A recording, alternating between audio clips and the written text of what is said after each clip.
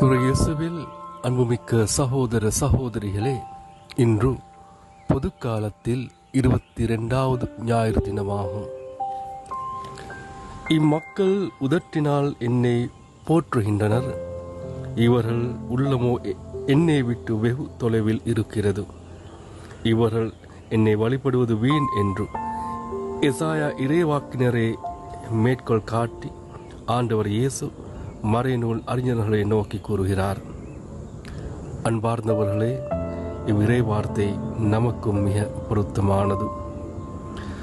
நாம் உண்மையான கிறிஸ்தவர்கள் என்றால் நமது வாழ்வு இறைவனுக்கு ஏற்றதாக அமைய வேண்டும். நமது பணிகள் இறை சமூகத்திற்கு பலன் தருவதாக அமைய வேண்டும். இதுதான் உண்மையான வழிபாடு.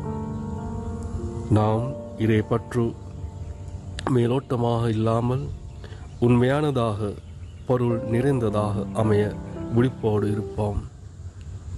அதன்படி வாழ இறைவனிடம் மன்றாடுவோம். ஆமென்.